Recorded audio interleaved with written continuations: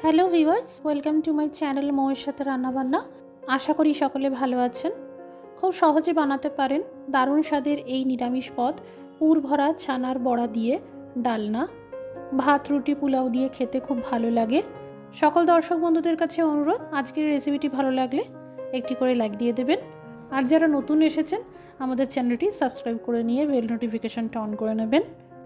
এখানে দুটো বড় সাইজের আলু সিদ্ধ করে নিয়ে এইভাবে স্ম্যাশ করে নিয়েছি। সামান্য কুচানো লঙ্কা, আদা বাটা, সামান্য আস্ত জিরে, স্বাদ মতো লবণ দিয়ে ভালো করে মেখে নিলাম।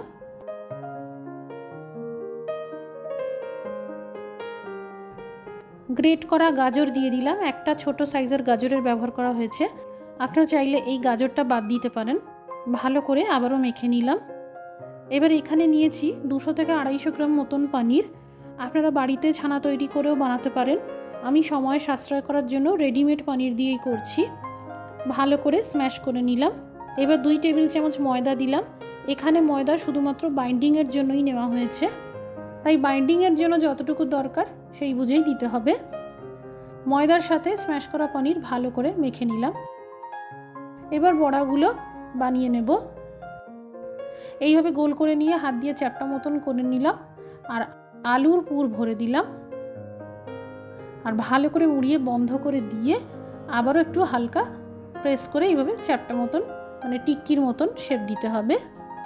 আপনারা বড়াগুলোকে গোল করেও বানাতে পারেন। মিক্সার জারে কেটে রাখা 2টো টমেটো দিয়ে দিলাম, 4টে কাঁচা লঙ্কা আর 1 ইঞ্চি সাইজের আদাকে টুকরো করে কেটে দিয়ে দিলাম। 2 চা চামচ জিরের গুঁড়ো, 1 চা চামচ ধনের গুঁড়ো, সামান্য পরিমাণে হলুদ গুঁড়ো, সামান্য পরিমাণে লঙ্কার গুঁড়ো আর সামান্য পরিমাণে লবণ দিলাম। 1 চা চামচ চিনি দিয়ে দিলাম। খুব সামান্য জল দিয়ে ভালো করে একটা পেস্ট তৈরি করে নিতে হবে। এই দেখুন পেস্ট তৈরি হয়ে গেল। কড়াইতে পরিমাণ মতো সরষের তেল গরম করে নিয়েছি। এবার মাঝারি আঁচ করে বড়াগুলোকে ভালো করে ভেজে নেব। লালচে করে বড়াগুলো ভেজে নিলাম। বাকি বড়াগুলোকে একইভাবে ভেজে নেব। বড়া ভেজে নেওয়ার পর ফোড়নে দিলাম ফাটানো এলাচ, দারচিনি স্টিক, শুকনো আস্ত লঙ্কা, তেজপাতা, আধা চা চামচ আস্ত জিরে। ফোড়ন ভেজে নিয়েই এই পেস্ট করা মশলাটা দিয়ে দিলাম। খুব ভালো করে ভেজে নিতে হবে। মিক্সার জারে লেগে থাকা মশলা ধুয়ে দিয়ে দিলাম। আরও 1 গ্লাস মতন গরম জল দিয়ে দিলাম। স্বাদ মতো লবণ দিয়ে দিলাম। এবার কম আঁচ করে ঢেকে 3 থেকে 4 মিনিটের জন্য এই গ্রেভি রান্না করে নেব। এবার ভাজা বড়াগুলো দিয়ে দিলাম। কোনো রকম ঢাকা চাপা দেব না, মাঝারি আঁচ করে জাস্ট 3 মিনিট মতন ফুটিয়ে নিলেই হবে।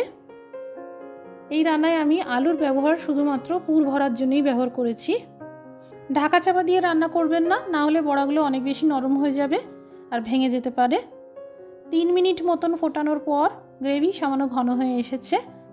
এবার সবশেষে আধা চা চামচ গরম মশলার গুঁড়ো, 1 চা চামচ চিনি দিয়ে দিলাম আর 1 চা চামচ ঘি দিয়ে দিলাম। তৈরি হয়ে গেল সম্পূর্ণ নিরামিষ পুর ভরা ছানার বড়ার ডালনা। একবার এইভাবে বানাবেন, খুব সুন্দর টেস্ট হয়। নিরামিষ দিনে স্পেশাল কিছু বানাতে ইচ্ছা হলে এই পদটি মেনুতে রাখতে পারেন। আজকের এই রেসিপিটি ভালো লেগে থাকলে শেয়ার করে দেওয়ার জন্য অনুরোধ রইল। সবাই ভালো থাকুন, সুস্থ থাকুন। Thank you for watching.